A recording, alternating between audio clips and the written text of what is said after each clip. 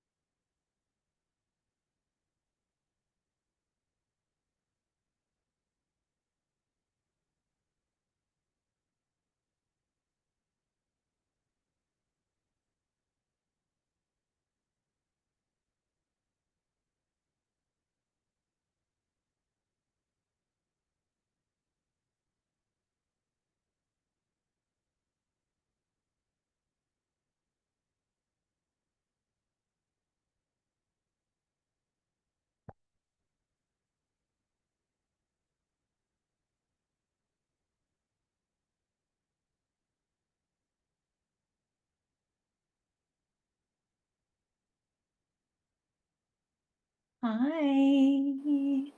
Okay, How are you? good, good. How are you? It's Lori, right? Yeah, Yeah. I'm good. I'm good. How was your week? Very good. We got to go on a sort of spontaneous weekend trip to Martha's Vineyard to stay with my brother and sister-in-law. I love Martha's Vineyard. I never have been there. It's wonderful, isn't it? Yeah, it's Oh, awesome. It's not what I expected. It's very large, and I don't know why I had this like little tiny place with no cars pictured. It's not you might be that. thinking of Nantucket. Nantucket's like that. Is There's that barely right? any, there's barely any cars, and it's like a postage stamp. Yeah. Mhm. That's Well, another that's great place. If you have a chance, go there too. It's so wonderful. okay. Yeah. What about you? Oh, I've just gosh. Um just trying to catch up, really just keeping busy and Yeah, nothing crazy, just coaching a lot and um that's good. good news all around, you know? Excellent. Excellent. Yeah, I got to get caught up on the required reading. I got so many balls in the air, Lori. Yeah, yeah. It'll happen. It'll Yeah, happen. You'll catch up. The yeah, good that's what news, I need to do. yeah, the good news is you'll have some time after, these sessions are completed for you to kind of catch up too. So just keep that in Yeah, mind. I was looking at this is number what? Do you have This that is right class there? number 8. This is number 8, and how many are there? There are uh 15 classes and 4 more mentoring classes. Okay, so we have today and Thursday.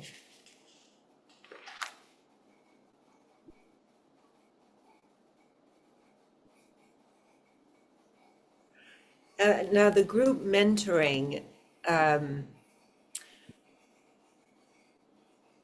that is a day I'm going on vacation. Okay. You need to let Cheryl know.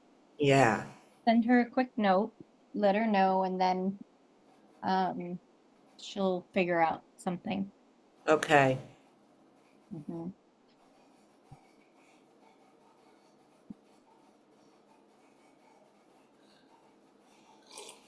Just waiting for Anyway, nothing on the 4th, clearly. correct. The 9th, Yeah. the 11th, the 16th, and the 18th.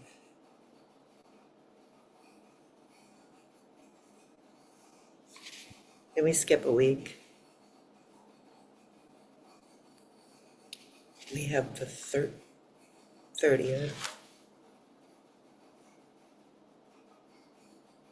Okay.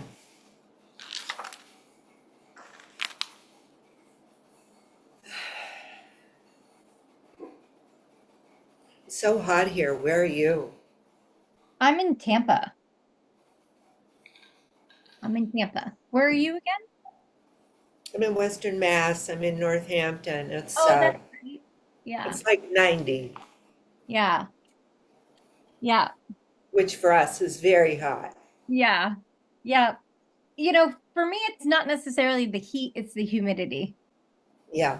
right? Like, so we've been really blessed. It hasn't been crazy humid, not yet here. Usually July and August, it's like you might not even like don't even bother showering because the second you walk out the door, you're just drenched, right? Mm, But it mm-mm. hasn't been like that yet, so that's good. Yeah, I Yeah. mean, I just looked, it's actually 84. I don't know where it got 90. Feels like 105 though, right? It's pretty warm. It's pretty warm out there. I ran in and turned on the AC here. It's pretty loud, so when we get going, I'll mute myself so Okay. it doesn't. interrupt us. No, no worries. It'll be fine. I'm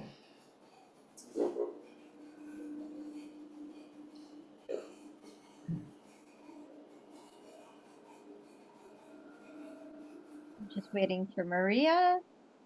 Yep. Let me just double check something.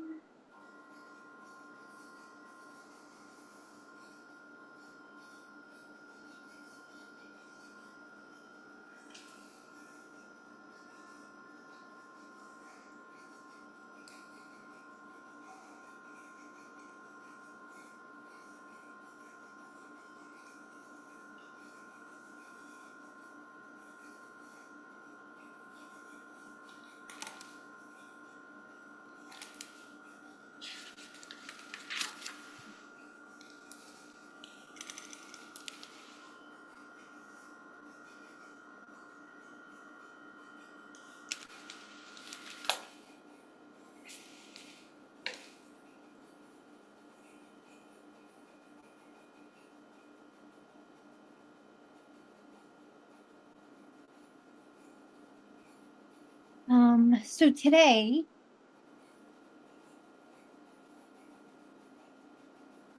let me just check something.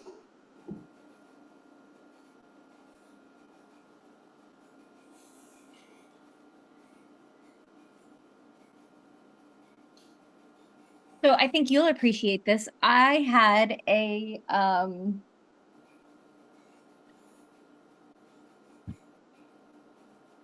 I literally had a miracle happen. Awesome. Do That I- tell. Yeah, I'm sorry, hold on, recording. I think I told you I started holistic treatment. I was under conventional treatment for breast cancer, and I noticed that with the medication that's like supposed to just keep me level, like not progress, that I was actually responding, and my area, I had one area that like shrunk a little. So it would had me start looking for alternatives. And one of the things I found was a holistic doctor here in town. And it's just really interesting because when I was in Connecticut, I kept getting offered a position at Dana-Farber. And I've turned it down like, I don't know, 3 or 4 times, and they still kept giving me the job. So I eventually was like, okay, I'm gonna go. I don't know why, but I'm going back to Boston because I had lived there before. And so I went back there.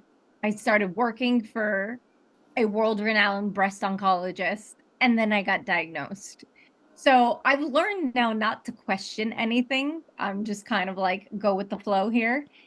And we moved, I moved from Boston to Connecticut to support my dad after that. And then I ended up going Connecticut to Nashville. So we were in Nashville for a while.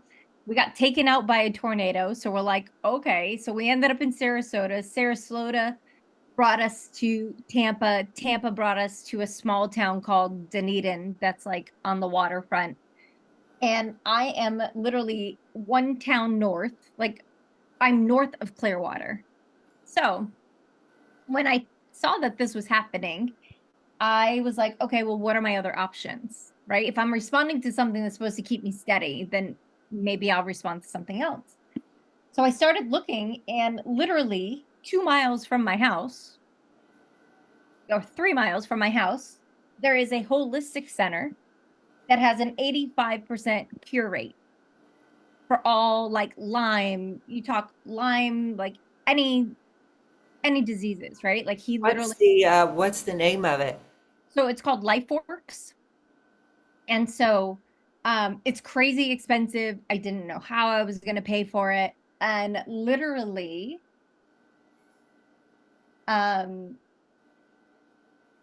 like I was meeting people who were like stage 4 pancreatic, and they're like walking out of the building completely cured. So I'm like, okay, there's something here. There's something that he's doing that really helps. So we decided to move forward, and like my husband and I made all these sacrifices, and it was just like my 12-week program is now on week, like, I don't know, 25 or something crazy. And I went for a PET scan last week. And after all this time, and me like having to piecemeal stuff because my body was like rejecting a lot of the stuff that was happening, it just wasn't easy. It wasn't going right. I literally, my scan came back and every single area of involvement in my bones is healed. Like, and I went to get my PET scan at my conventional place. And the Yeah. guy's like, what did you do? Your liver is awful. Like, what did you do? And would you know that he started getting really upset with me? And I'm just like, and I'm looking at him like, I'm cured, like I'm healed. He would not give it to me. And I'm like, I don't care about you right now. A miracle has happened again, like literally. I wanted to just share that. I that is mind blowing, and also that your doctor rejected the guy that did your testing. Did Yeah. he say that's impossible, or did he say All what did he he gave say? me, all he gave me was he said, the first thing he said to me was, don't take my silence as approval. Just because it's natural doesn't mean that it's good for you. And then the other thing that he said to me was, this is a good day for you today. That's all he said to me. And I'm like, you're such a jerk. I've been your patient for over 2 years. And like, really? I'm like, and you like my goal in my life was to make it to 50, right? Like I'm like, that's all I want. I just want to celebrate my 50th, right? And I'm looking at him, I'm like, there's a great chance for that. And he would not give it to me. I'm like, you jerk.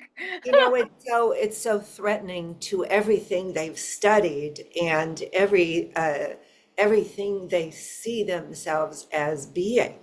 Mhm. You know, it's too threatening for him to say, like, I mean, he could have at least said, I don't know, something great happened. I'm so happy for you. But he didn't even Right. say that. Didn't even say that. So it was just really interesting. But it's truly a miracle because I was not able to do the program as designed. Oh, And because like they really like throw everything in the kitchen sink because you don't know what people are going to respond to. And I couldn't do it. I had to like piecemeal stuff. So I had a lot of worry that I was like, okay, I'm spending all this money and it may not even work because I'm not doing it right. But it worked. And I'm super excited.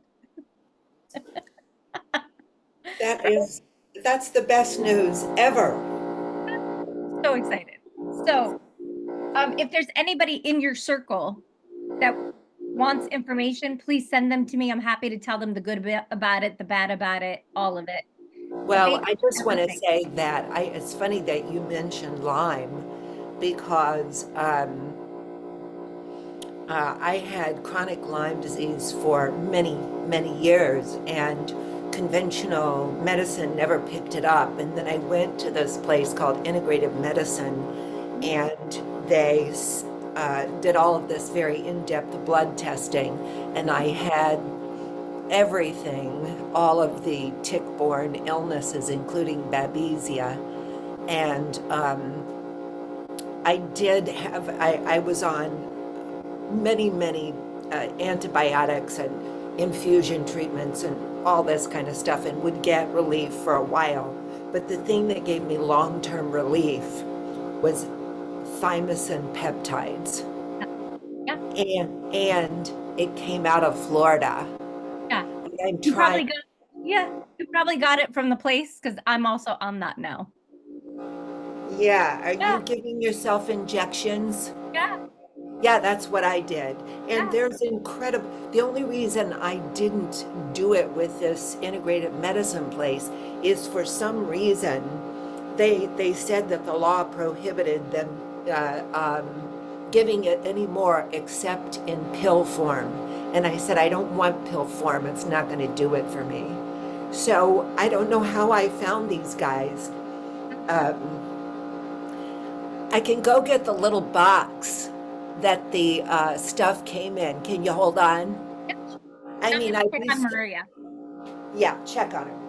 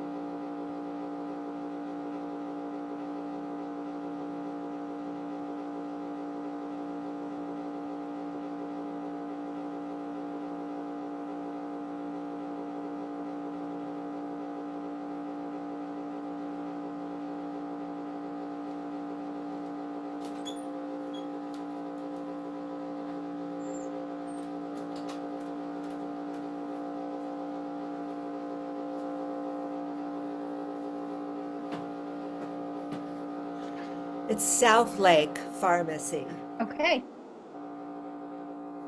in Zephyrillis, Florida. Okay. Yeah. Yeah, that's really close from here. There's also another one if you ever need anything, it's called Shields, and that's also in Dunedin, like near Clearwater. They're really great too. So I love that. I love that you were able to get that.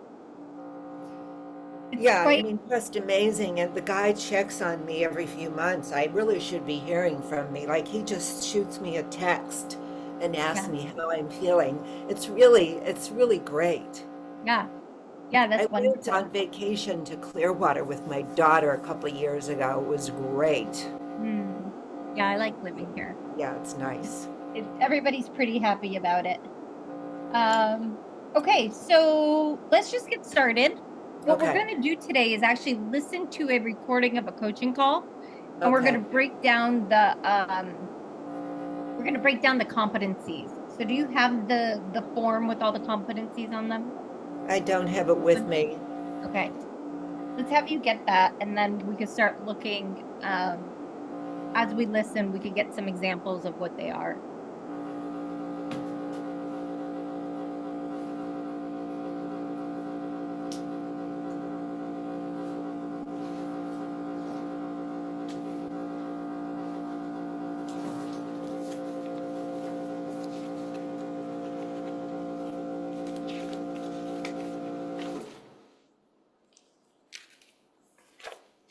Got him. All right, awesome. So I'm going to start. And I'm going to mute. Start. Yeah, perfect. And you could go off camera too. And we're going to listen to this recording. And then after the recording is done, we're just going to break down the call. Sound good? So, what would you like to explore in today's session?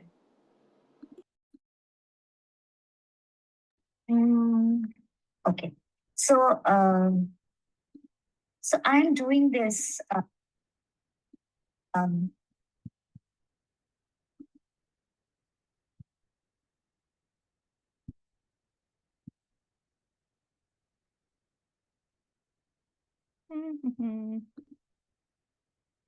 There we go.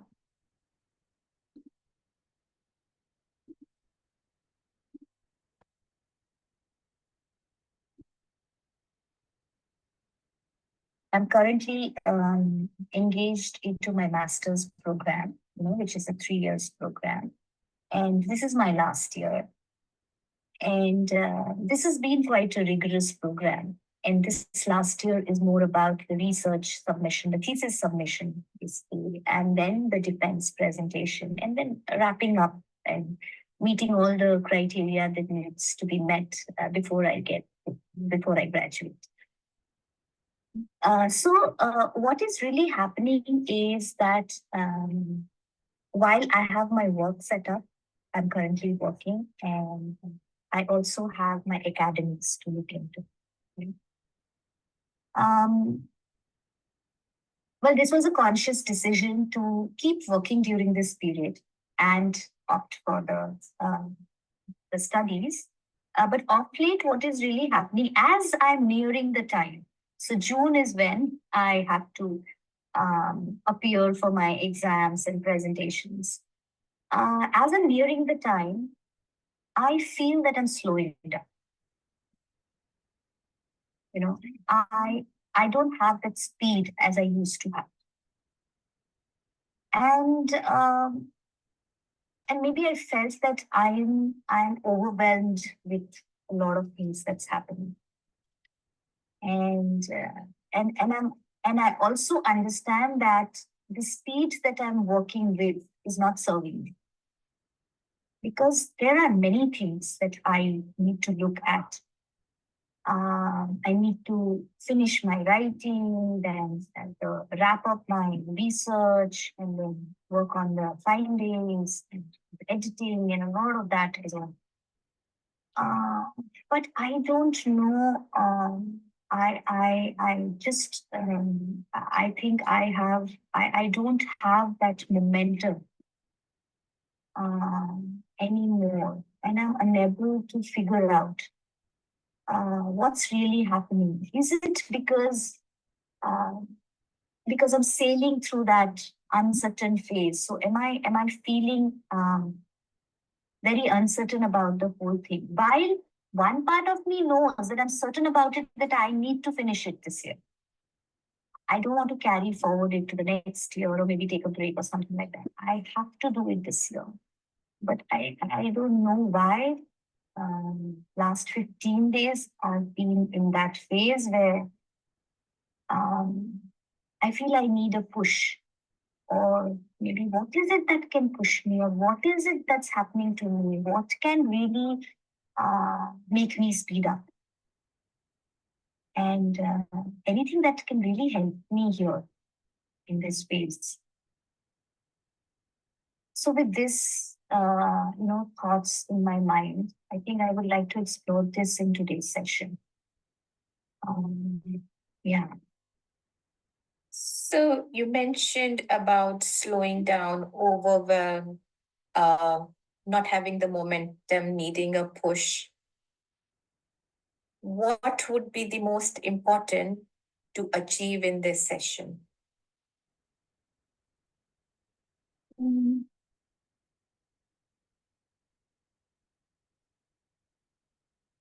I think I would like to look at two things here. One is maybe get that momentum, that inspiration, which can really drive me forward. The second being to acknowledge, to be with what I'm going through, because there is a feeling of overwhelm. And so how do I really be centered? How do I really be grounded? So have that grounded feeling and work towards my goal, move forward, is what I'm looking at. And what connection do you see between the momentum to have that push and feeling grounded?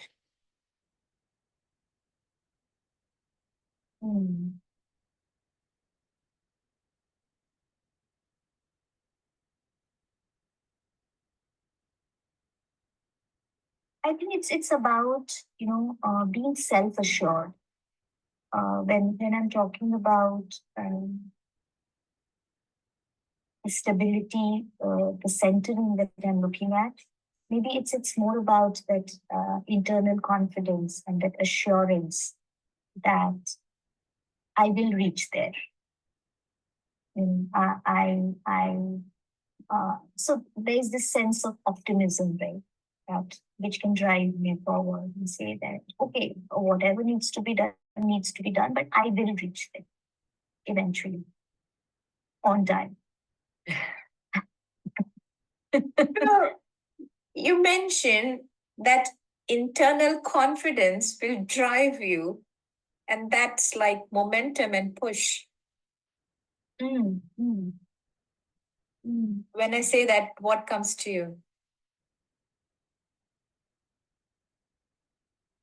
Yeah, I think that would really work like an anchor. Maybe something that can anchor me into the process or into. So maybe that anchor can give me the drive. So I know I am the driver. I mean, I am in the driving seat. But what's the support or what's the assurance that I have that maybe if I drive in a certain speed, I'll reach the destination. So that's the kind of analogy I can make right now where I am. Yeah, but one thing for sure, I am into the driving seat, and if I don't drive, there is no chance of reaching anywhere. So I need to drive. Maybe I might get off the road or maybe lose my direction, but that anchor would bring me back. So what could that compass, maybe some inner compass, or maybe I don't know what would that be, but something which could help me be on track. And what will be the importance, and what do you see as the importance of an inner compass in achieving your goals in time?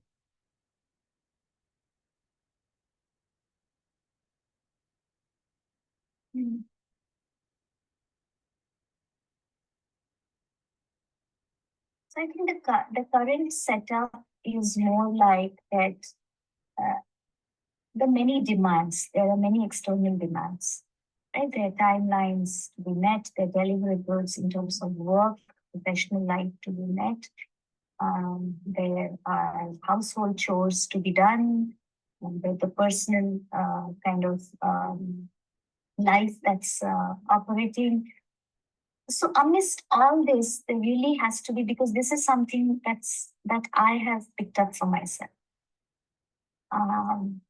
I was never trusted, this, there was never something that was forced onto me. This.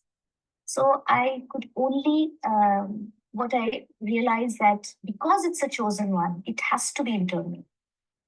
While there is an external timeline to it, but there has to be an internal push. So maybe this internal push and the external timeline, both of these are conflicting with each other, which is really making me feel overwhelmed. So how do I set that, how do they both work in tandem, in sync? Like, okay, there is a deadline. I have to meet a deadline. But I am sufficient and capable to meet that deadline. But all that I need to do is move and not be stagnant and not be there at one, not do anything. I mean, it cannot be out of inaction. It has to be action. So how do I become more action oriented? Even feeling overwhelmed, still act. I just love your commitment to really making this happen. You've spoken so much about action and driver and driving it. So when things are in tandem, by the end of the session, how will you know?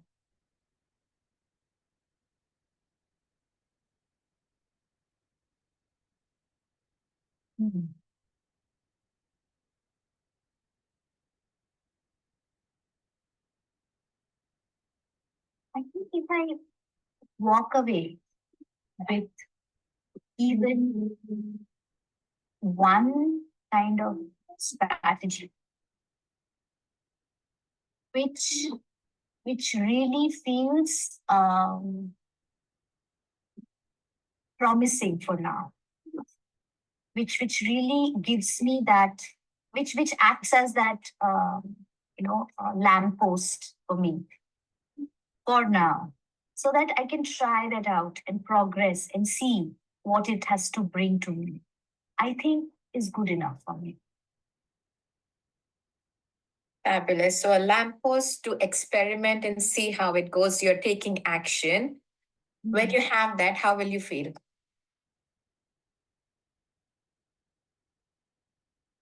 I think hopeful is the word. Yeah. And when you are hopeful, how does it feel in your body? It's like a bulb or lighted up. It also feels light as I say the word hopeful. Then it feels, oh yeah, it is doable. So hopeful is doable at this moment.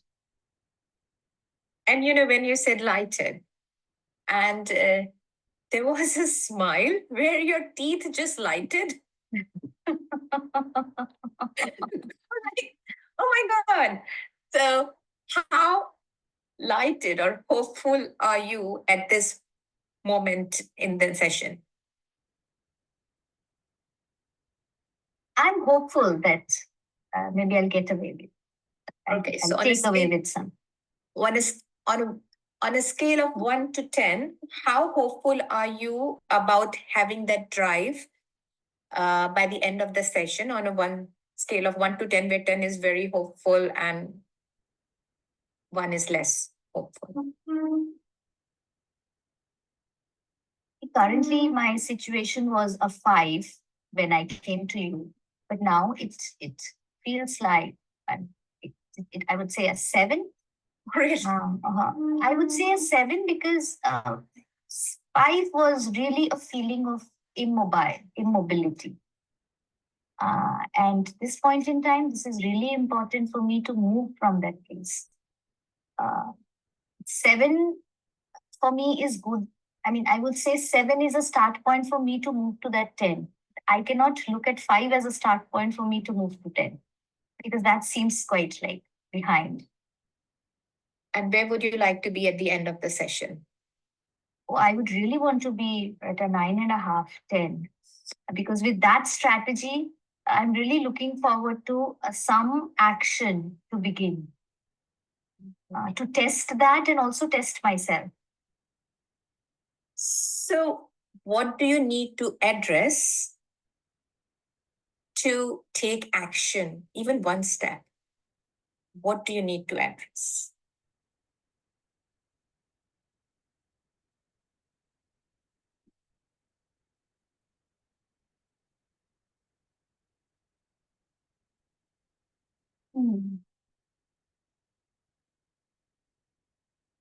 I think there are 2 barriers, I would say, currently.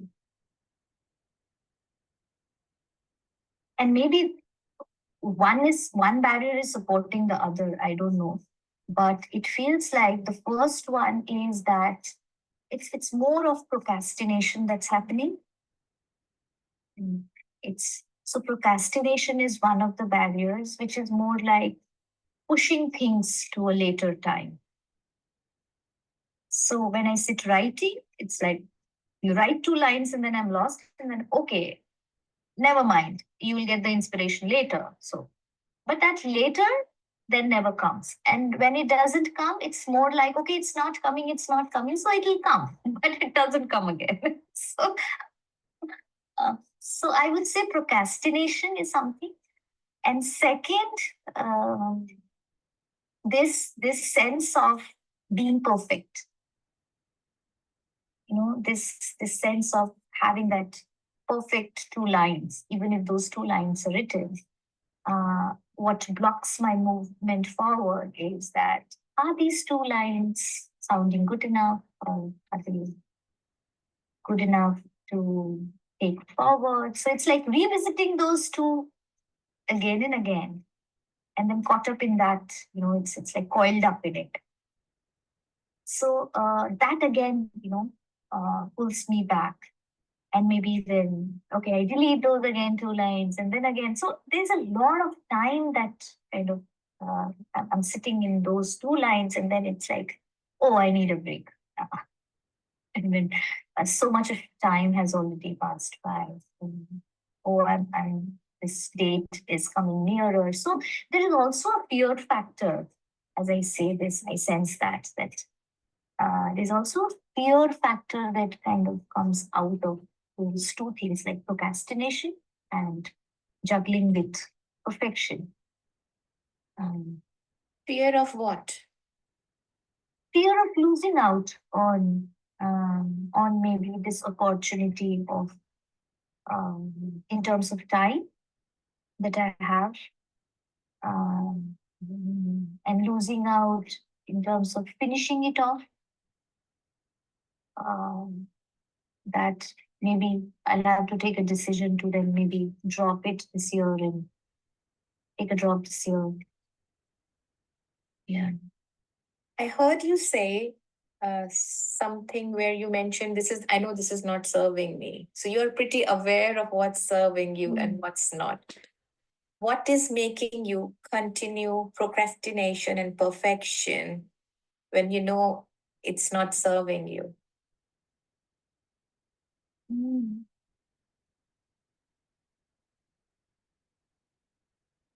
Yeah, I don't know. I'm not able to figure that out. That while I know these are the two things that are really these are blockers for it. But what is it that I can really do? Because one thing is definite about the quality, because I do believe a lot in quality. So one of my beliefs is that, when any quality work takes time. So maybe I'm giving it the time it needs. But at the same time, I know even with that time, I'm not coming back to it the next time. So I'm really conflicted uh, with what I believe for myself will help me, but at the same time, that belief, when it's in reality, it's not. It feels like a lot of time wastage, and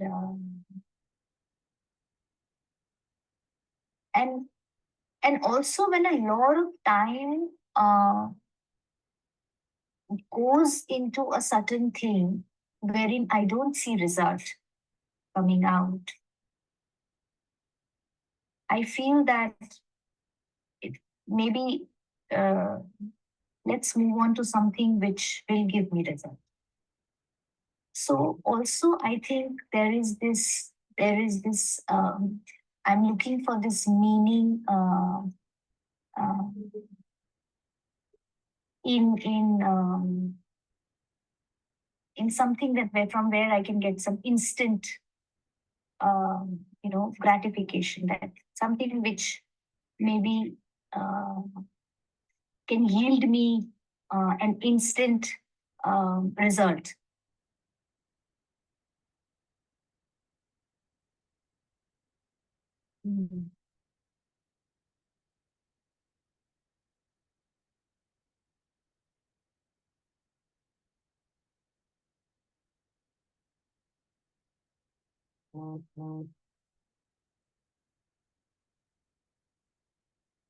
Yeah, when I say instant,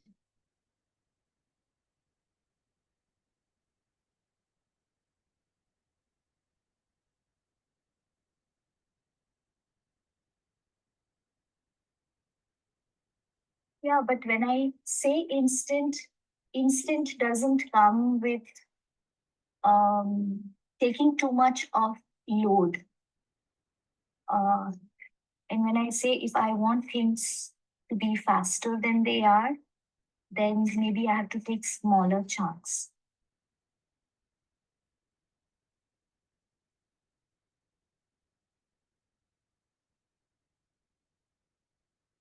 Yeah.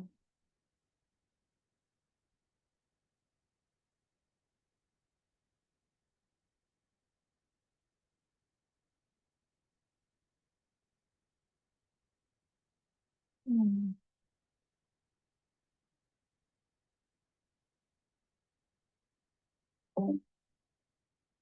Yeah, maybe I think I really have to put a boundary to what I take in a particular time. Like currently, it feels overwhelming, and nothing instantly comes out of it because it feels like a sea.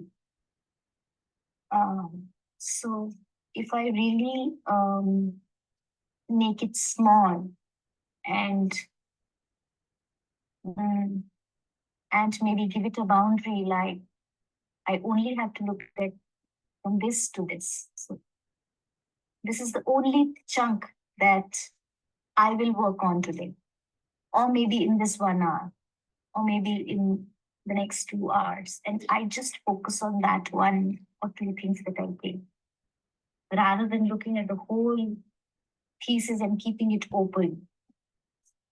So moving from one page to the other page and then going back. So it looks like huge. Yeah. And I'm reminded of this when I say instant. I'm getting this. I don't know why I'm getting this 2-minute instant noodles, which is like when you open the packet and you immediately make it. So it's like it satiates your hunger.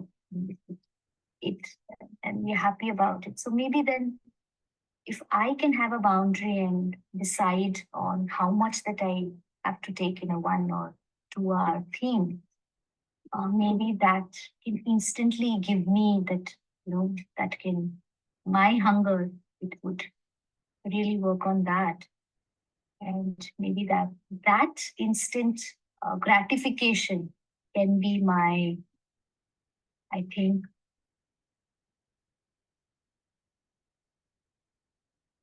my compass, so that can drive me to take more, and try more.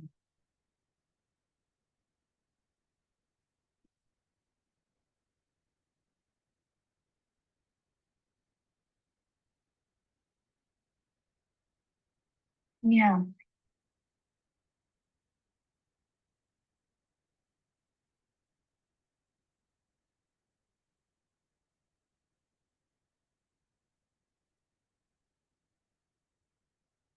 Hmm.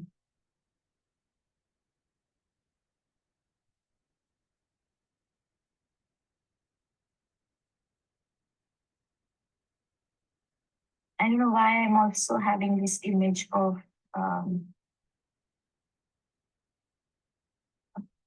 it's very different how I see a road in the sunlight and how I see the road in the moonlight. It's maybe a torch in my hand. So maybe what I'm looking at right now is a torch in my hand. So only see that much and move ahead. Maybe when I'm seeing the whole thing, that's overwhelming. Oh, whether I'll reach there, whether I'll reach there. So maybe just, reducing my area to a smaller one, which doesn't make me too overwhelmed. And just take that much at a time, not flood myself with a bigger one, bigger chunk. And it can really help.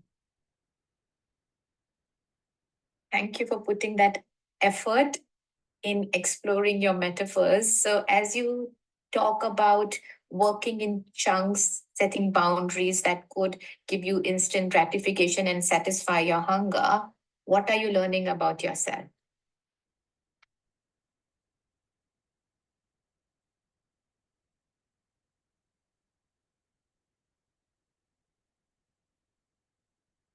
One thing for sure, I think I'm a storyteller. So,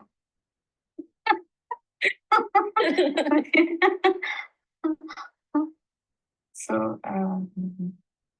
and yeah, and I think I can use how can I use more of these metaphors and stories?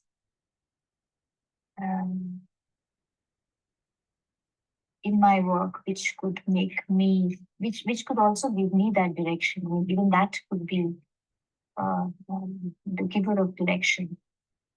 So that's one thing. And the second thing is what I'm learning is less can be more. It need not be more to be more. Less can also be more. So at this point in time, I think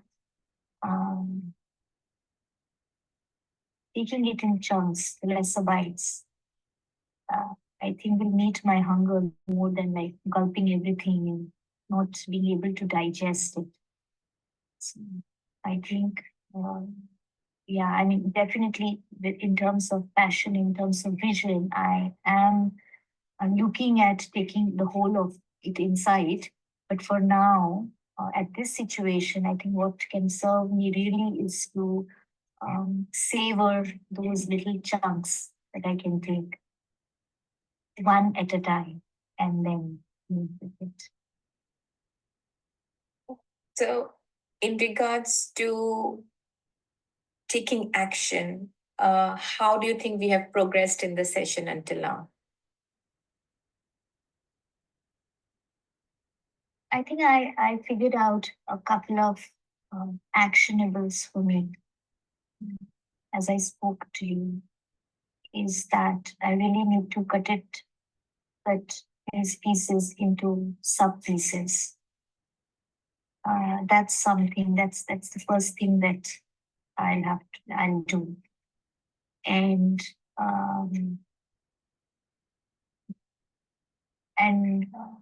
and then you know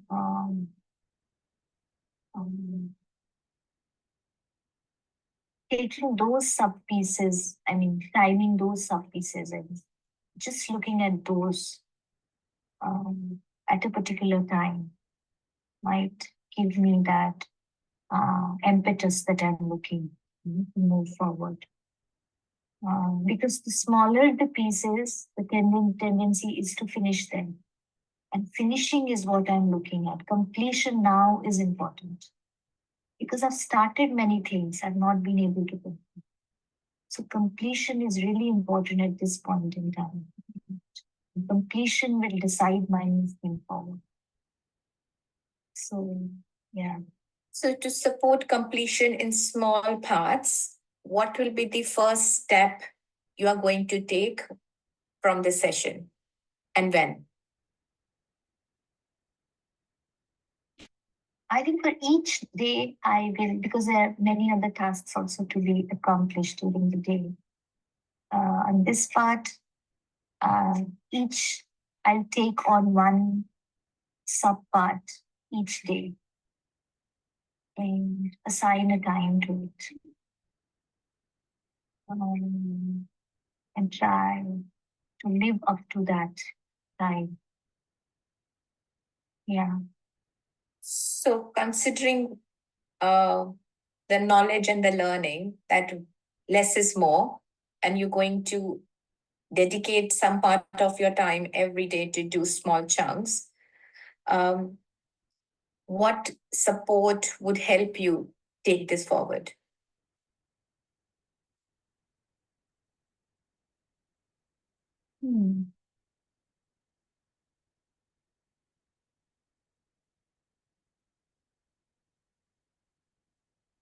Support.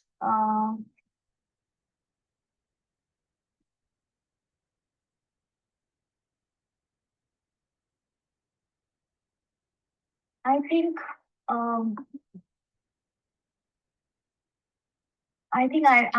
will I need to make a timetable for every day and not for the whole month or whole 3 months or something like that, which I've made and kept, but it's not working. But I think a timetable for every day, which is specific to that day, like it's like small chunks, so one day at a time. With that one day, I see how much I have finished.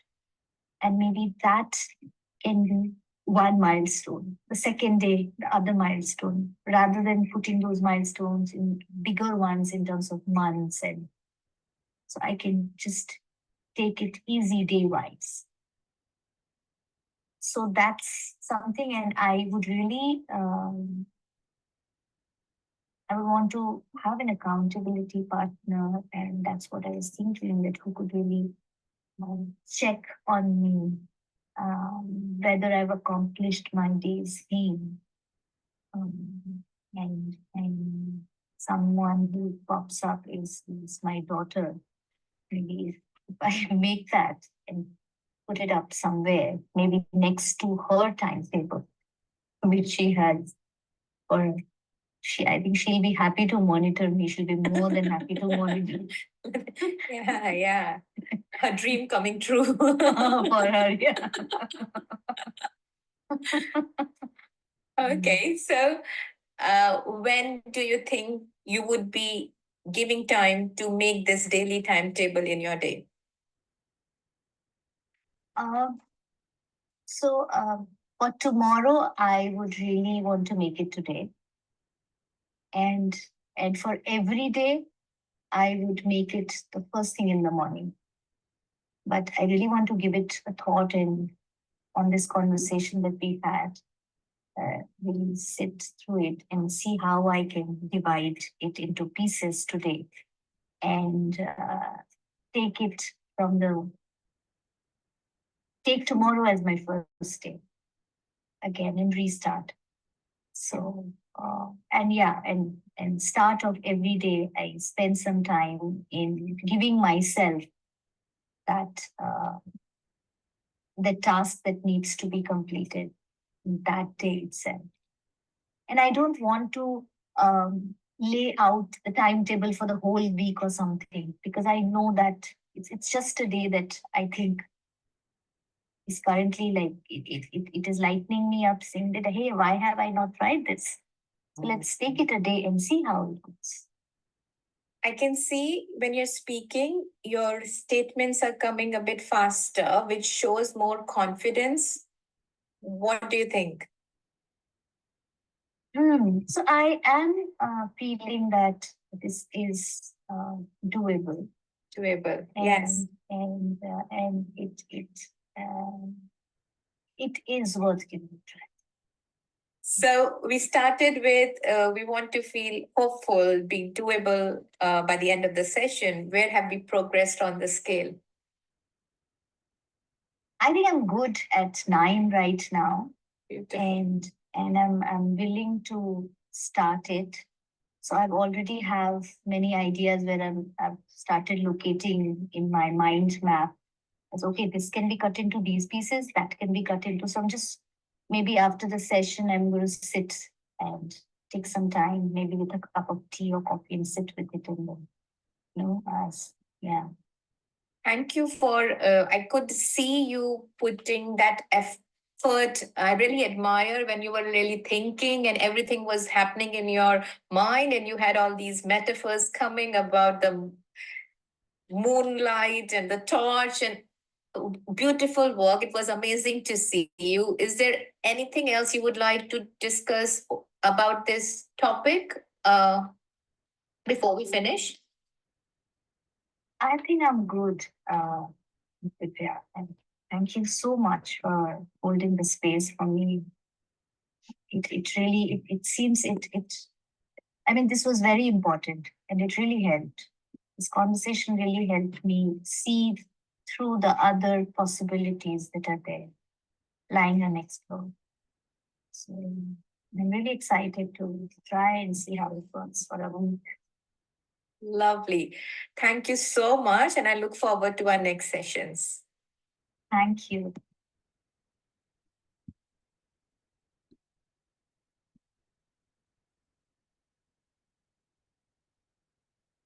Okay, Julie, you still with me? Yes, I am. I don't know why I click on start video and it doesn't happen. Oh. There we go. There we go. Okay, so tell me, how did you feel about this session? Well, the first thing is it was very hard for me to understand the person being coached. So that was a struggle. Yeah. Um, Not so hard to hear or understand the coach, which was great. Um, I think this person got what she needed, and I'm struck with how how true it is in coaching that people do it themselves. Mhm. You know, she really engaged with the questions, and the coach allowed her to wrestle with her own thoughts and her own answers. So, you know, she seemed very upbeat and grateful and focused by the end. So it's completely different from what I've heard so far. But it Yeah. sounded like it was a successful session. Yeah. What I truly loved, and we're going to just kind of give some examples for each of the competency you and I, we could do it together. One Yeah. of the things that really stood out for me in this call was her silence. Yes. She didn't rush to ask a question. She just like hung out for a long time. And she really demonstrated like that 80-20 rule. Like she barely asked any questions. Like when I sat, as I was sitting there thinking about it, she Yeah. barely did any talking. It was wild, Yeah. wild. So um for the establishing and maintaining the agreement, what was one thing that stood out to you? I think it took about 12 minutes. Hmm? And Did. she was, coach was very um,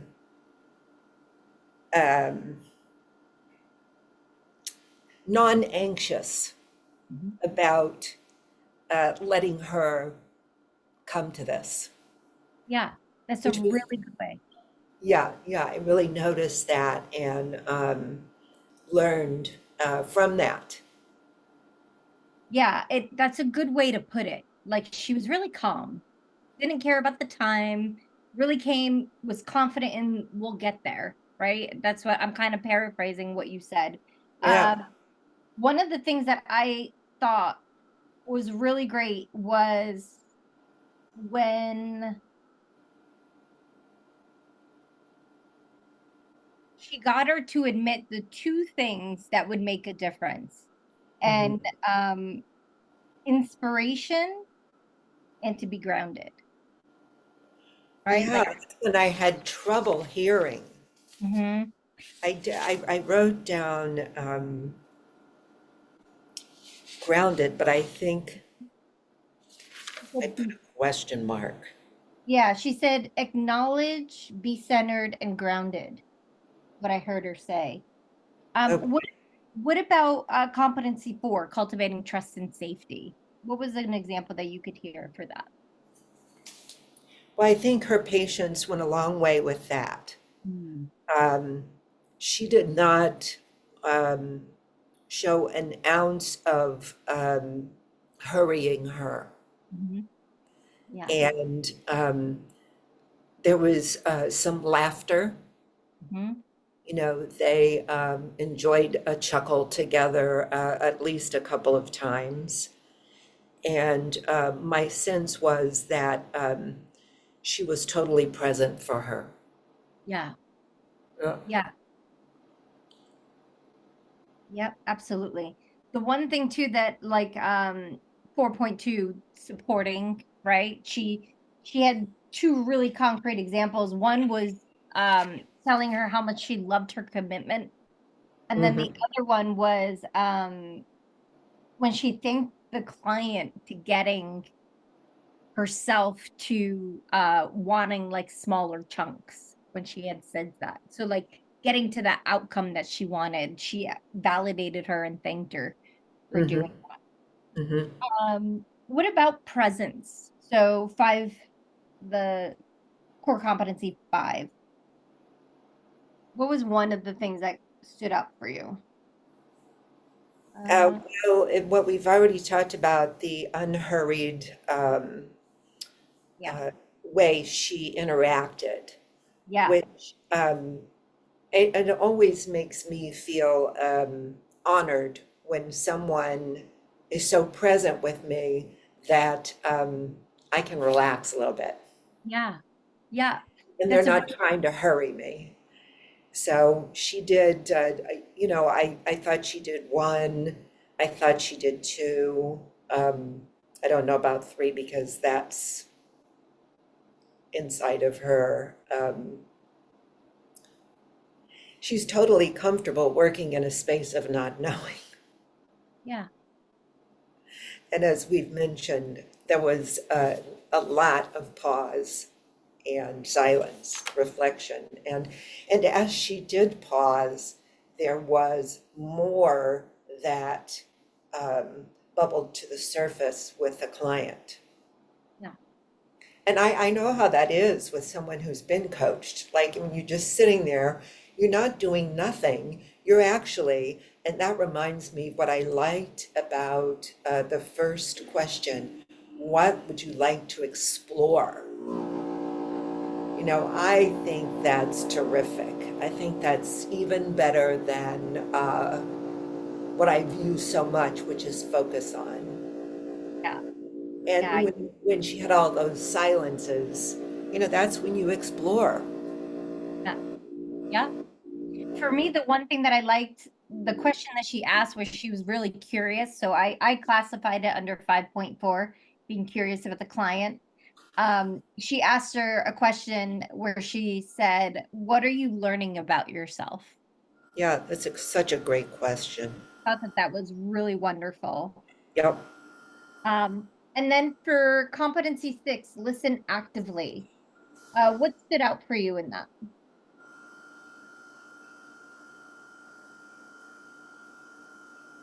For me, I'll give you some time to think about that. Um, she really explored her emotions, 6.3. Mm-hmm.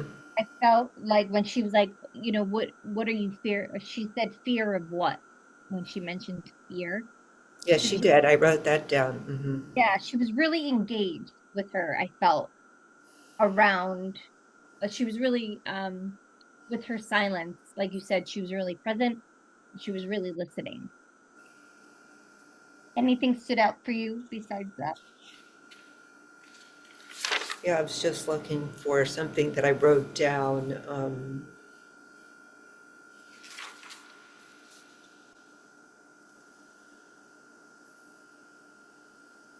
What is needed to address? What do you need to address for action? Hmm. I just thought that was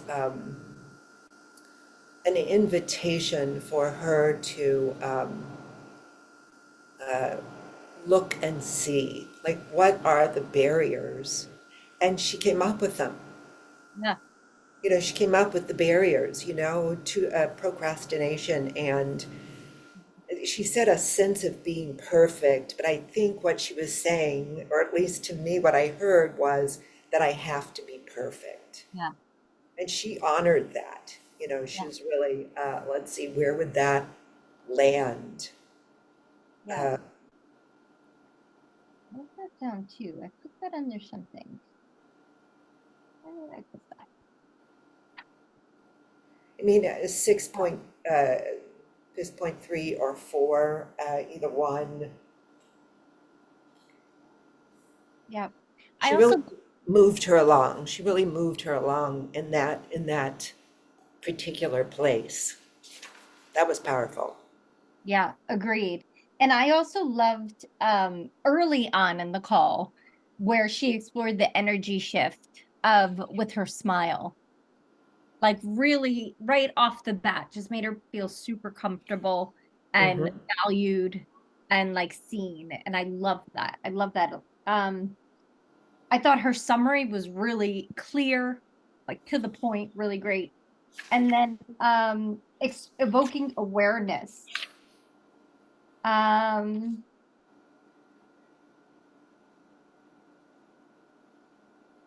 let me see.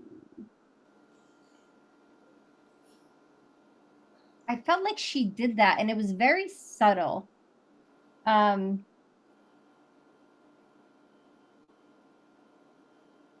what stood out for you about the awareness that she evoked? Well,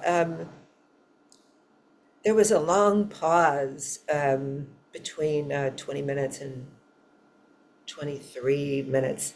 And I wrote down, she put, yeah, hmm. And then what happened was the client had all these images, which was so curious. I mean, I think she invited the client to share more about their experience in the moment, and even acknowledged about her metaphors and her images, and that came after a very long pause, Yeah. Yeah. which really sort of underscores the power of the pause, so to speak. And there was a question. She did ask, how have we progressed? Yep. Which is listening actively for sure. And there was something else I wanted, something like, she said, when I say that, what happens for you? And I don't know where it is, but that's a wonderful question. What happens for you? And that, I guess that falls under listens actively. I'm not really used to um, assessing sessions with the competencies, but it's good for me. It's very good. Usually, yeah, as we go through this class, you'll get assigned certain sections just to kind of have you focus. This is a little different because I was just like gonna give you the room to do whatever comes up for you so you could kind of get used to it. One of Yeah. the one of the things that I thought um I wrote down and I put it under exploring progress, but I don't know if that's the truth now that I'm thinking about it. But actually, so if we're going to facilitating client growth to 8.1, and it probably goes along with what you were saying. The faster that I find that you're talking faster. The faster you talk, the more it shows more confidence. Yeah. What do you think? And she asked her if that's the truth, if that's what she's hearing and how she's relaying, how she's analyzing it. Was that really true for her? And I really like that she did that. Yes. Take it daily by see me how much I finish. She did ask her about what support will help you. Yep, exactly. And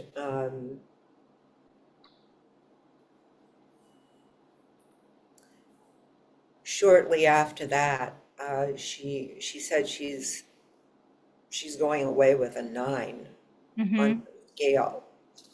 Yeah. And I love that the scale kept coming up. Yeah. It started in the beginning, it finished at the end.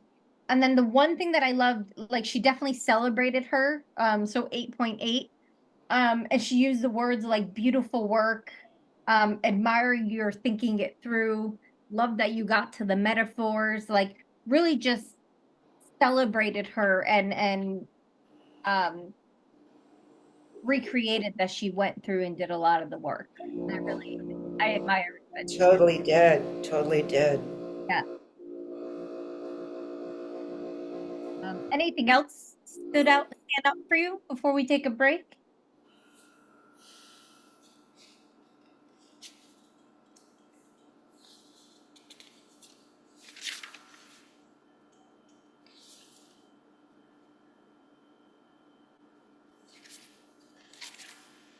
I don't know. I guess the only thing is I just do admire this person.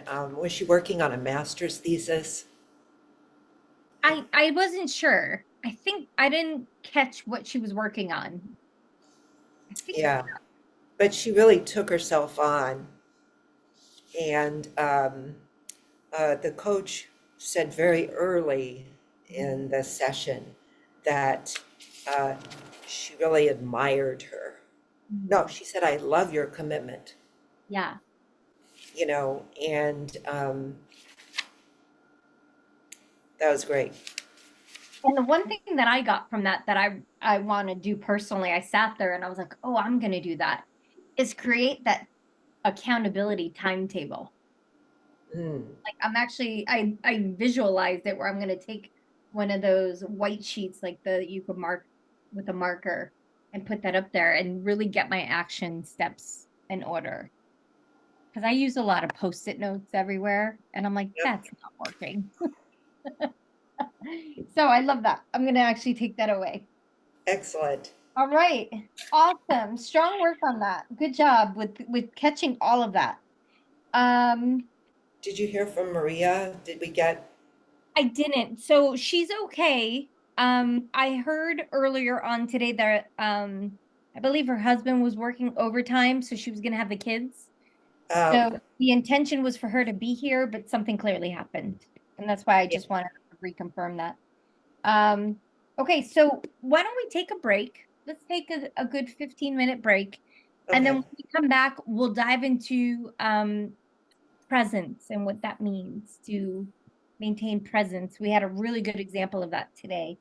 So yep, let's break that down and then we'll let you go. How's that sound? that sounds great. Okay, great. So let's come back at 2:30. See you then.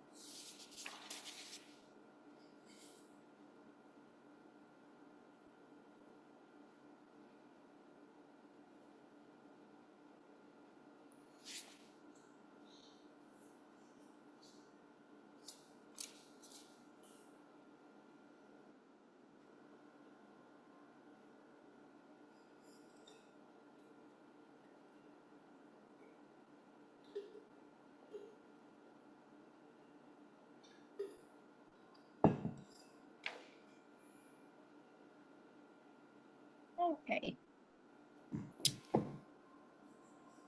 Let me just get rid of that. Oh,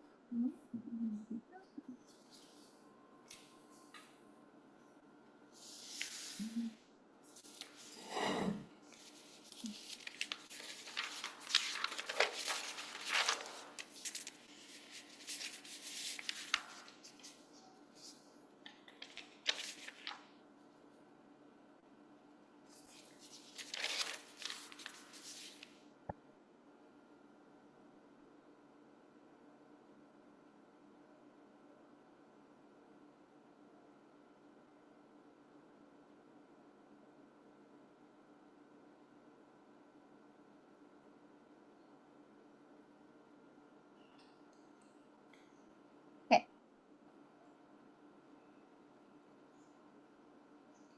I'm writing down those questions.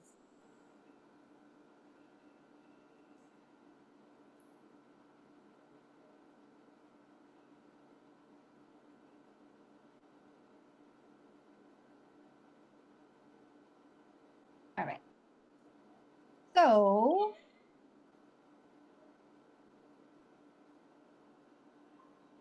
perfect. So today we're going to talk about enhancing presence and how we do that in coaching. So we had a really good example of that in our call. But before we get started in that, do you have any questions about anything we've covered up until this point? Nope. Okay, perfect. Perfect. Okay. So today's conversation is going to be centered around the importance of presence, emotional intelligence, mindfulness, and curiosity when it comes to coaching. So, okay, I'm going to do that.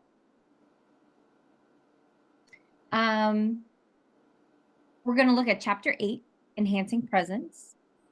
And Are you showing that? Or I can. Yeah, sure. Why don't I? I just wondered if you were showing it, I wasn't seeing it. I No, was, no, but I can. That way you could see that. right. That way this is a chapter that we are on. Just need to make that a little smaller for me. Thank you. Okay, so ultimately, like the example we just heard, presence is at the heart of coaching, right? Presence is so important because if we're not present, if we're not listening, if we're not engaged in our conversation, then we're going to miss so much of what our client is saying. So we're not going to be able to track what's going on. And ultimately, we're not going to be able to ask any questions because we're just like on a completely different planet with them, right? Yep. So we're not going to have the mindfulness to really ask the questions that need to be asked. So we can miss. What I liked about the example that we had is that the coach was really super present, but also it made me realize when I had difficulty hearing, just like you mentioned that you did as well, that we can be thrown off with our presence too if we're kind of like not being like if we can't hear as well. Or sometimes for me what happens is I want to make sure I have that exact words that they used, and so then I go down that perfectionist route, right? So then that takes me out of my game too. So so we may miss important words, we may miss things that are meaningful for our client if we're not present. So what we're looking for, and in most of our sessions, we're going to be in person. So we're also, when we talk presence, we're going to also look at what our clients are saying, but also their body language. That's also going to feed into that. So we need to be really aware of both what is being spoken, what's being said, not said, how are they behaving, what is their mannerism, like can you tell that they're excited, can you tell that they do they slump, are they getting maybe overwhelmed or feeling like defeated. So we can, if we're present, we can see all of that. So of course, there's also their emotions, right? This is a course about emotional intelligence. So there is an emotional piece as well when it comes to presence. So ultimately what we're looking to do is give them our undivided attention where we're not distracted, and we're not distracted, being on camera. We're not distracted with anything going on in our surroundings, but also being distracted with our own thoughts and emotions and our judgments, right? And sometimes it's really going to be difficult for us because something might come up that is going to distract us. So one thing we want to make sure is that we want to, one, we can control our surroundings, right? You can control the room that you're in. You can control like how many gadgets you have on, right? So like think about putting your, your phone on do not disturb, and like, making sure you close your door and you put headphones in and you do all of that. But one of the things that we want to make sure of is that if we're seeing multiple clients in a day, that we're also providing time in between in each client. So we're not bringing up something that the client has said that impacted us into another session. We also want to be mindful for the time in between sessions. How do we spend that time, right? Are we on social media? Are we having a conversation? Is there, is somebody home or, in your office that's going to be putting you in a different mindset around that? So we want to first make sure that in between each conversation that we're having, we have time to clear. So there's a lot of different ways on how we can do that. We recommend at least giving 30 minutes in between each person to, make sure you go over all your client notes. You might, whatever you need to finalize the last session that before you get on the next call. Do you need to, before you meet with that client, you might want to review your notes from the prior session with them. If you find that you're in an emotional state that you just can't shake off through like breathing or, meditation, then maybe it's time to do a little quick journaling of getting everything out on a piece of paper. So that way you could keep coming back to center. So a lot of times people will, in that half hour, they may go for a walk around the block, right? They may just get outside into some fresh air. They may have a ritual where they make themselves a cup of coffee or something to drink. Like there is a habit that we're forming in order for us to be like, okay, it's go time. And one of the areas that I find that this happens a lot is with entertainers, right? So the best example of that is Michael Jackson, right? Michael Jackson, he was very shy and, in his personal life. He wasn't really, he wasn't very outspoken. He was kind of like just almost like a timid little guy. But the second he put that glove on, like he was Michael Jackson. He took on this persona. And it's very true of a lot of people. And having lived in Nashville, I could tell you that this is like the truth. They strap their guitar on, they become larger than life, they take it off, and then they're like, they don't even want to talk to somebody, right? Like we used to see Kenny Chesney in a little diner where he just didn't want anybody to even know who he was or talk to him, right? So we want to make sure that we're also developing these rituals for ourselves in order for us to be present with all of our clients. So,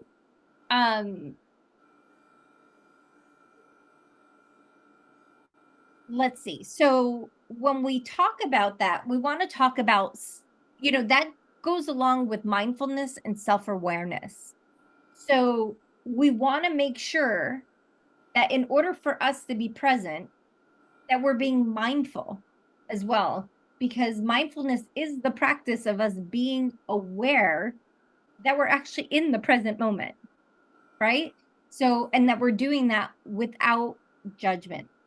So it means that we're not thinking ahead. It means that we're not thinking of the next question we're going to ask. It means that we want the question to come from the learning that we've had with our client. because what we're trying to do is peel back the layers of that onion, right? So if we go in with preconceived questions, we're never going to get to that discovery at that deep level like we're looking to do. And so we want to be mindful, we want to be present, we want to be aware. And so that way we can, in that moment, create that next powerful question for them. So one of the things to think about is as you're going through and, you know, you're sitting there, you're listening to your client, and then you start thinking about, oh, I got to go move my laundry from the washer to the dryer. Oh, I need to buy this for dinner. Oh, I need to do that, right? Sometimes our brain is going to go that way. It's not going to allow us to stay present. Or you're looking at your client and you're like, oh, what beautiful earrings she has, or like something, right? So one of the things that I do is I always use a piece of paper that has a column. And so there'll be the body of the paper of where I write down all their notes. And then I'll use a little section off to the side, and I'll either jot down things I need to remember, just trying to clear my mind as the session is going on, questions I might want to ask, words that maybe I want to remember. I just use that piece of paper as a way for me to just keep clearing so I could keep staying present with them. So whatever you need to do in order to really clear your mind and keep coming back, keep centering yourself, is really what we want to have happen. So let's see some examples here when we're talking about so we talked about mindfulness and self-awareness, right?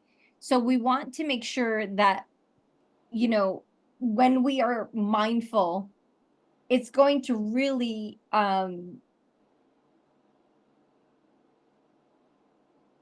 it's going to allow us to really be present and have a heightened state of self-awareness, right? So we're going to notice thoughts and feelings without really getting bogged down by them, right? The second thing too is that we want to oh, I just lost my notes. Sorry. We talked about that. We talked about that. We're not thinking ahead. Okay. So when we talk about presence in coaching, we're really talking about that our mind's not wandering. That during a session, we could bring our focus back. We could keep redirecting the client as well for them to keep themselves on track through our questions. We want to make sure that we're able to keep our attention and our presence there. We also want to make sure that when our client shares something that might be difficult, like a difficult emotion or a topic that may be difficult for you or for them, and they're like really upset, which happens, you know, during our coaching sessions, that we want to make sure that we offer that supportive space for them, and that we offer and really a conversation or a space where we can explore this together without rushing into problem solving. And today we saw a really great example of what that looks like. So sometimes as coaches, we're afraid to explore when our clients' emotions are activated, right? We're afraid to kind of like ask a little, you know, deeper questions. And ultimately, we need to remember that, you know, we have the ability to have them relax. We have them have the ability to, you know, manage their emotions, right? If they're too high, we bring them lower. If they're low, we bring them back to level. And we do that by creating a supportive space where they're not being rescued, right? We're not solving any problems. What we're doing is we're supporting them for them to identify what the best course of action is for them. And we do that through our questioning, right? We talk about it all the time, open-ended questions. And the open-ended questions are going to do two things. Well, one, the questions are going to come out of curiosity from us, right? We want to make sure that we are genuinely engaged and curious about what makes our clients tick. And we want to know what works for them, right? What has them be successful? So what are some of the things, what are some of their obstacles that get in the way? What are their thoughts and their feelings that help them move forward? And, and all their areas of life, right? So when we're genuinely curious, we get to explore with them. And this exploration is going to be two ways, as we talked about before, right? There's that surface level coaching. That's all the client wants. They just want to know, how do they run a marathon, right? It's not going to, they don't want to know anything about the mindset. They just want to know what they need to eat, how many miles they need to run, and they just want that plan. And then sometimes you'll get the other athletes who are like, yeah, I got that plan, but you want to know what I really struggle with is my brain as I'm running. And every time I get to mile 15, I just want to give up because I'm so tired. So I need those dig deeper questions. I need to know what really goes on in order to get my mindset straight. And so there's that surface level coaching, but then there's that deep coaching. And throughout this whole course, we mostly talk about that deep coaching because of, well, it goes hand in hand with emotional intelligence. There is room, there's always a reason to have that surface level. But what we want to really do here is to bring clients down a couple notches, to go deeper with them. So we do that because we're genuinely curious. Our ability to go deeper is correlated to the curiosity that we have for what the client is dealing with, right? So when we're genuinely curious, we're not just listening to their words, but we're also listening to the story that's going on behind the words without having to get the whole story. So what I mean by that is,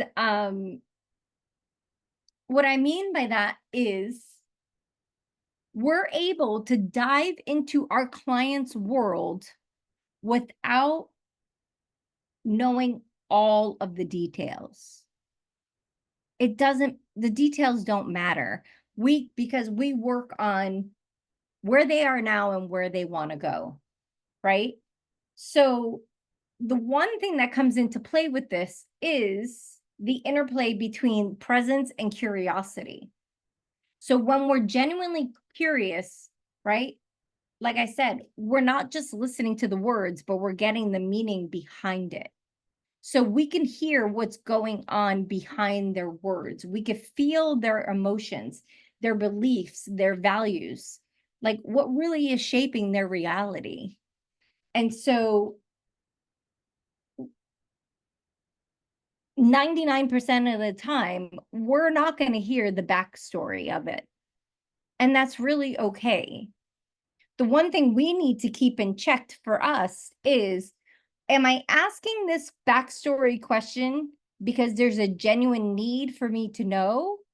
Or am I doing it because I'm just being a gossip?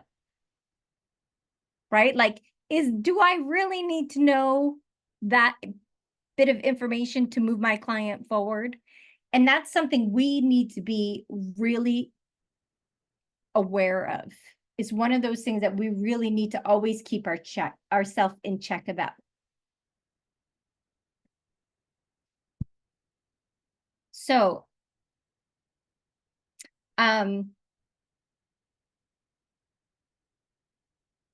just like how active listening isn't passive, being present isn't passive. We have to work at being with our client, engaged, present with them. So we have to create an atmosphere that's engaging for them, right? That we both want to physically be in that space together, first and foremost. The client is going to lead the conversation, but we're facilitating it, so it'll actually become a mutual journey for us to go on, and we work hand in hand in them getting to that outcome. So how we show up, how our presence shows up, how our curiosity shows up, is going to be through open-ended questions from them. And we come from a state of curiosity where we don't have any preconceived notions of anything. We don't need to know the full story. We're not passing any judgment. And it's not going to be because we're nosy, right? So examples on really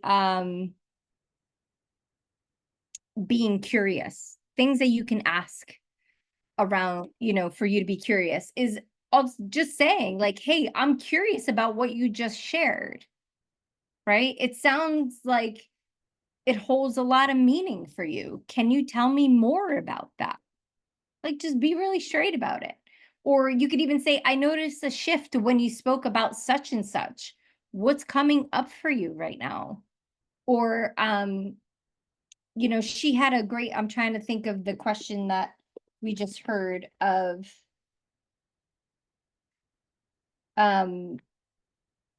with the metaphors. The lady had mentioned a question with the metaphors. I don't think I'm going to remember what she said.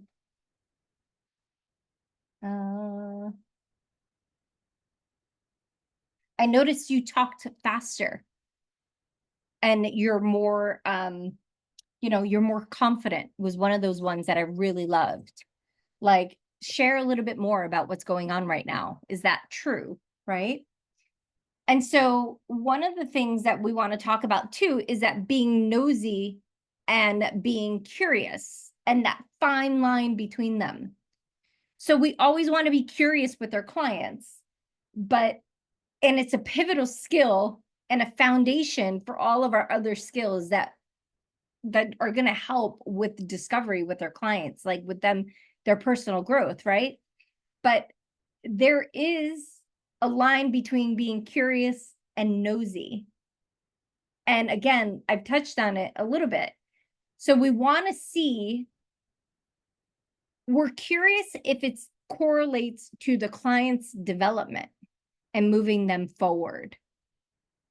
However, if we want to know about it more for our own personal reason or gossip, then we're then going, or like if you're blatantly crossing the lines of like personal boundaries, right?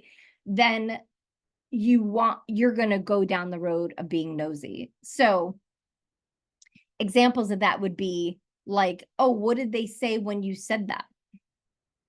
Right? Or how did you react to that? Or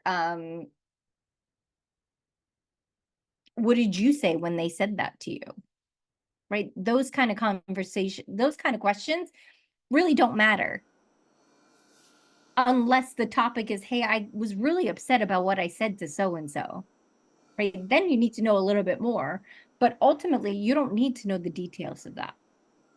So that's going to be one of the challenges that we face, because we're human and we sometimes want to know.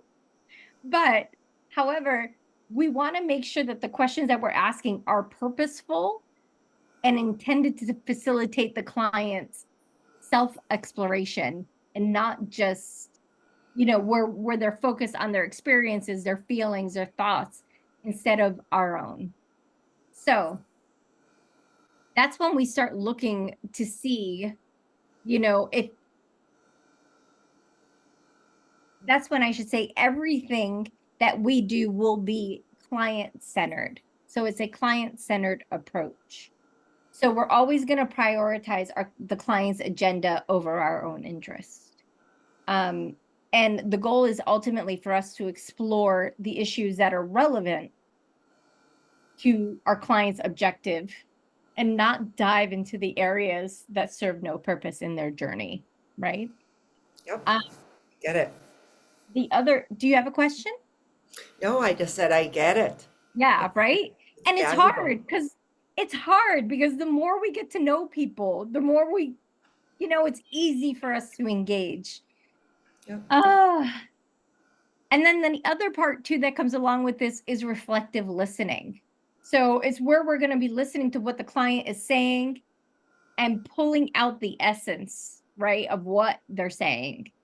So it's going to look like you're paraphrasing back what they're saying by using their language, right? It's that mirroring again.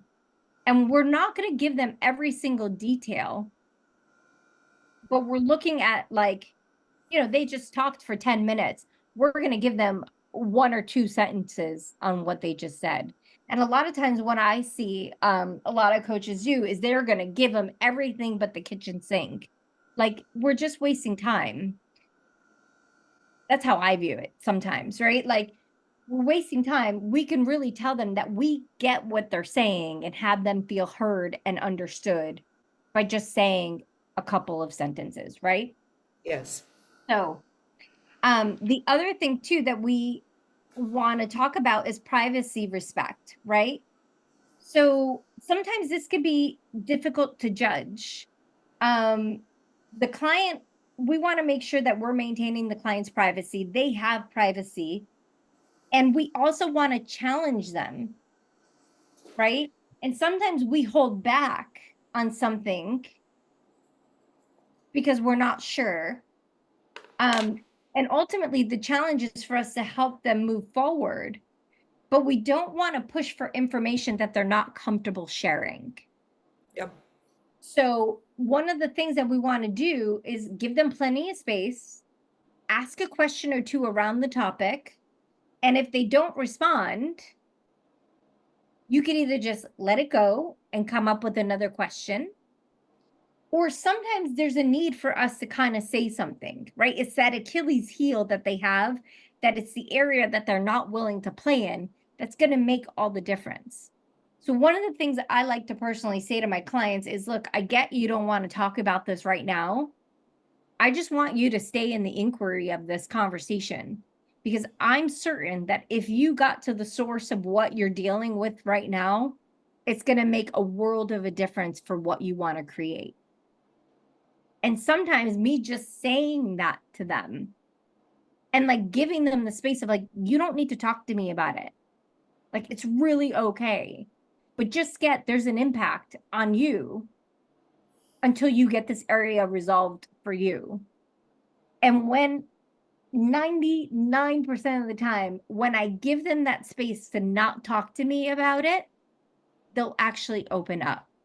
Mm-hmm. And then that 1% of people, I'm like, okay. And then I tell them, like, okay, well, where would you like to go from here? And then I will let them lead with what they want to talk about if that area is uncomfortable for them. Mm-hmm. The other thing too to keep in mind when it comes to that is, we talked about creating trust and safety. So when a client is not willing to open up about an area, like, we also need to check in with ourselves, like, is it a lack of trust that they have for me? Mm-hmm. Are they not willing to talk to me because it's me and they don't trust me? Or is it them? Like, they're just not even willing to acknowledge it for themselves. And by speaking it, it makes it real, right?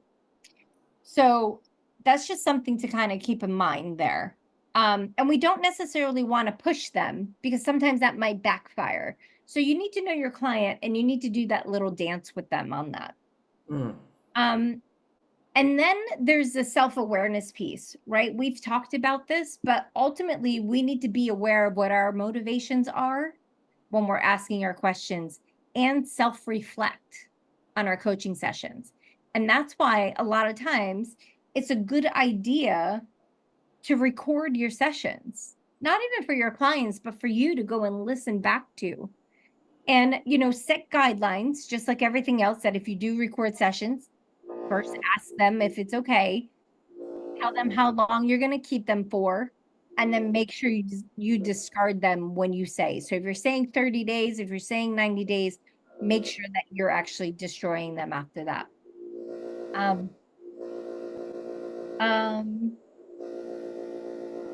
And then the other thing too is setting boundaries. So clearly communicating boundaries of the coaching relationship and the scope of the topics to be discussed is really something that'll help us stay present. So we want to be curious without being nosy, and we'll be able to do that because we know where the boundaries are set, right? Like, and then the other thing too, we talked a lot about open-ended questions and using them to encourage our clients, right? But then there's also the silence in space, right? Silence and space, meaning that our client can speak without being interrupted, that they could literally sit in their thoughts. Like today's session, we saw an amazing example of that and what that generated for that client. She solved it all herself because she just had all the space in the world. And like you had mentioned, Julie, she didn't feel rushed. She didn't feel rushed at all. So it will help our clients by us not putting our own timeline and our own agenda in their conversation and just giving them all that space. We also want to check for relevance. So making sure that what we're talking about is relevant to the client. And is it relevant to what they want to accomplish, right? We want to check in with ourselves as to what questions we're asking and are they relevant to the client's outcome? And then we also want to check in with the client. And, and when we do that, it shows respect for them, respect for their time, their investment, right? In having you as a coach. And it helps them move forward quickly because it's either relevant and they see the importance, or they're like, oh no, I don't want to talk about that. And then the conversation leads down to what is relevant, right? And then when we talk about emotional intelligence in action, there's a couple of different things that play a critical role in our presence as a coach. And the first one of that is self-regulation and strategies. Mindfulness practice, emotional awareness, pausing, reflecting, social awarenesses, strategies, active listening, empathy, exercises, right? All of these will support us to self-regulate. So one of the things that I'm not sure if you had the opportunity to do this yet with Coach Cheryl, but she's going to have a one-on-one to go over your emotional intelligence assessments. And on that, she'll give you where you scored. So regardless of where you score with, like, let's say empathy, right?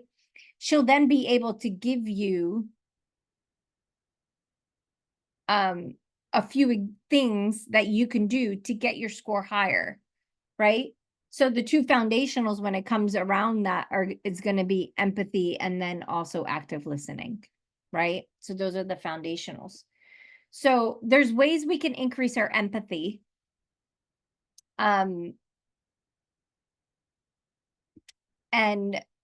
the other thing too that I want to add to that is, well, one of the things on how we can increase our empathy is really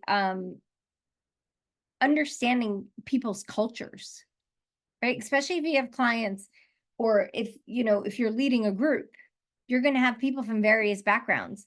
A lot of the time, we want to make sure that we have some general information on what their culture is so we can better understand how to interact and how to communicate, right? We want to make sure that we don't come across as like we don't care, right? We want to make sure that we learn more about their culture so that way when they show us how important their culture and their background is to them, we can validate that for them, right? a good example of that is like my parents are from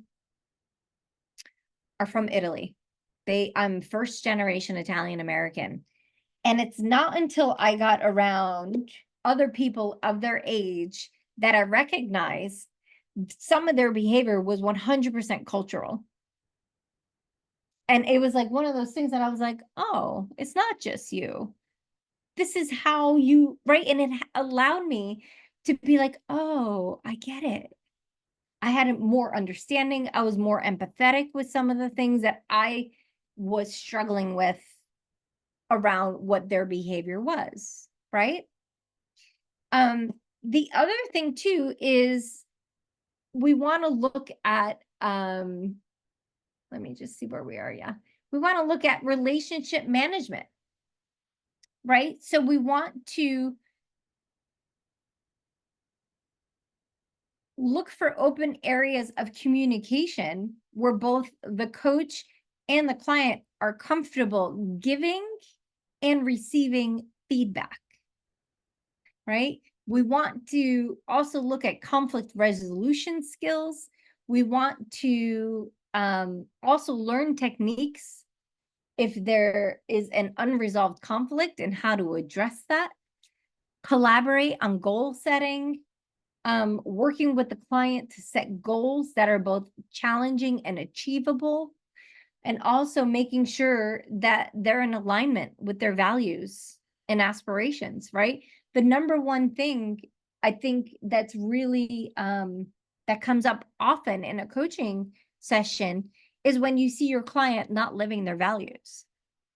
And like you have to have courage, I think, as a coach to be like, hey, like to point it out. You also need to have a good enough relationship where you can point them out. But again, just like what I'm saying here, we want to be able to create that relationship in a way that you have that open communication where you're able to say, look, you know, you say family is important to you, but you're out at the bar 5 nights a week. Like, I need to address this with you. What is happening? And not have them scream at you, right? So, with all of that being said, one of the things too that we need to look at is how we integrate emotional intelligence into our coaching practice. And so, again, this begins with us, right? A regular self-reflection, always looking for feedback, consistently reflecting on our progress, right? That also includes getting ourselves a coach, right?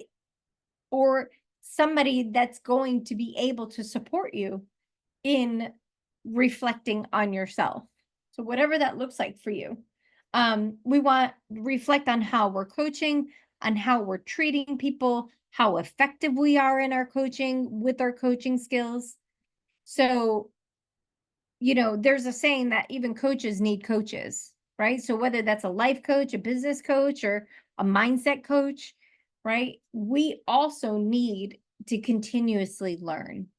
So to integrate emotional intelligence in our practice, first and foremost, we need to stay present, we need to stay curious, and we need to help our client move forward. And we do that by engaging and reflecting. So there's a couple of scenarios I want to just go over with you. And I'd love to hear what would be a question that you would ask. So the first one is your client is at a career crossroad, right? They hate their job. They've expressed so many times that they're just not satisfied and they're unfulfilled and they're considering making a significant career change. They're just not sure. They're unsure about the direction in which they should take. What questions would you consider asking that you can use your curiosity to help explore their values, their passions, and the kind of work that gives them that sense of purpose?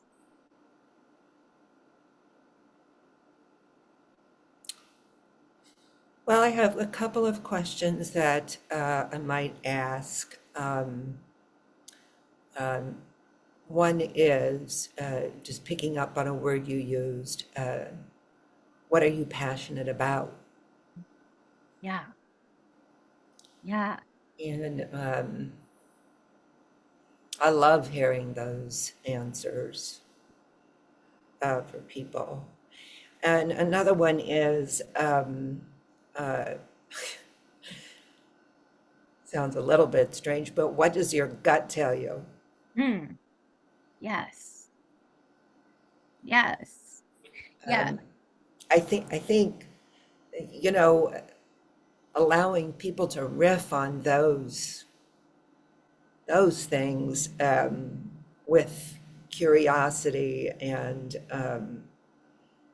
engaging in, just being present to their passions and just like look inside what's there Yeah. and then just letting them explore. I think that's really critical when you're trying to create a future. Yeah. One of the things that I like to ask people um is just dream with me for a second. Mm, You had a chance to do anything. Money's not even an issue. Like where you live is not an issue. Like best case scenario, what would that look like? mhm, And I found a lot of times telling people to, for me, the word I use is dream, right? When I tell people, like, just dream about that for a second, like, just close your eyes and dream, it allows them to disengage. And then, like, their true self comes out because they're not trying to get that perfect question. So I love going down that passion route. Like, what are you passionate about? What lights you up?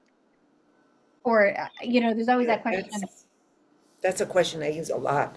What lights yeah, you up? yeah, so important, so important. Another thing that people might ask for is like, what are your strengths?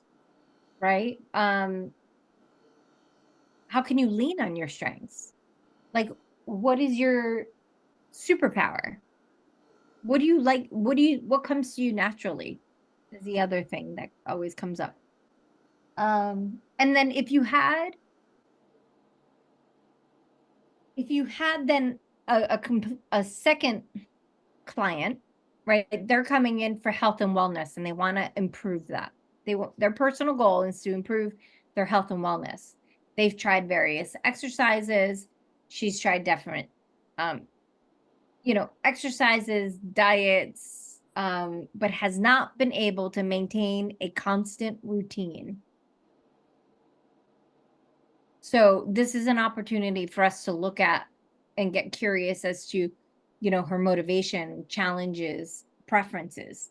What question would you ask that would lead to valuable insight without being nosy?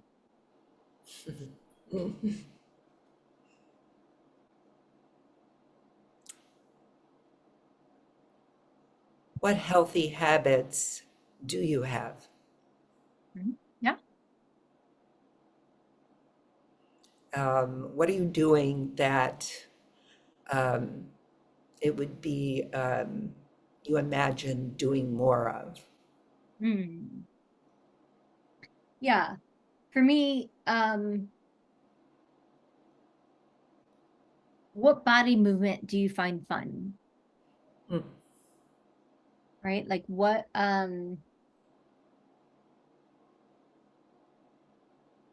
if there were no limitations, what exercise would you do? Mhm, mhm. Um, one of the things that we're trying not to do around this, if we go down that nosy route, is um get really specific about like what are you eating it, what time are you eating it, and like where are you at, like right, and then go down that whole road with them of potentially making them wrong over what they're eating and what time and all that stuff. The other one too are mindset questions, right? So she's trying the exercise, she's trying the diets, but she just can't stay consistent. So then that's like a commitment mindset. So like what's blocking you? Right? What are you telling yourself? Mm. Yeah. And yeah. What's your self-talk around that topic? Yeah, exactly. When do you find yourself falling off? Right? In other words, like when do you open the cupboard and eat the ice cream, right? Like what are your triggers? Yeah. And maybe the flip side, when have you been successful? What was the what was your environment? Yeah. Yeah, excellent. When was the time you were proud of yourself? That's a great one.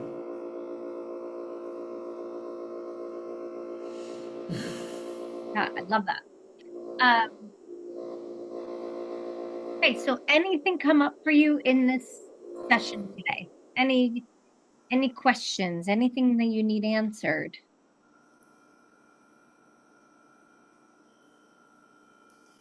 No, it's No, just it's all just all valuable.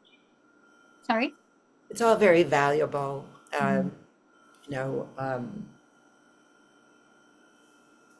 I can't think of a particular question or anything that needs clarification.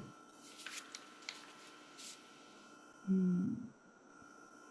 Um, yeah, I think for me, the big takeaway here is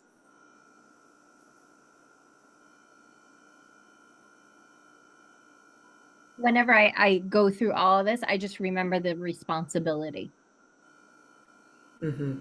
right? Like people are literally investing their time, their money with us. So like whatever we need to do to get, or for myself, right? Whatever I need to do to set myself up powerfully. So that way I don't have dogs behind me and I'm hearing the dog, like creating the environment, creating the mindset, and setting the intention of, also creating that safe space and the intention that they're going to get an amazing call. Mm-hmm. When I do that, then I'm able to fully be present. Yes. But if I'm rushing, if I'm like, just barely squeaking in and like putting my Zoom on as I'm like running in the door, like that doesn't work. No. No. Right. I've been in that position. I know it doesn't work. Yeah, doesn't at all. Yeah. And also allowing myself the freedom to like take a breath, right? One of the big things that I found for me when I do that is like I do that. I think we talked about this last time, right? Um, I thought you had brought this up too, where we do like breath work right at the beginning, like have them center so I can center. It's always a good practice. Yes. And then not feeling rushed to ask the next question. And that's why I think I love today's session is that I always, you know, um, am mindful of like, okay, don't rush the call. And I never had an example where they really allowed so much silence. She had a good client too that didn't go off in several directions. Yeah. Yeah. The, the client had a lot of presence and focus herself, Yeah. which is a gift. Yeah. Yeah. Definitely. Mhm. Mhm. Next class, we're going to talk about, what are we talking about? So on Thursday, we're going to talk about listening and reflection. And then there's an activity for this session that is going through and listing out 5 beliefs or thought patterns that we hold about ourselves Mhm. and challenge each one by asking, is this true? What evidence do I have to support this belief? and then those thoughts might, and how those thoughts might affect your coaching practice or your presence and how to overcome them. So that's the homework for this. Nice. That's chapter 9. This is class 8. It is chapter 8, enhancing presence and coaching. Awesome. Yeah. So that's our class for today. Do you have any questions? And I thank you for bearing with me alone solo.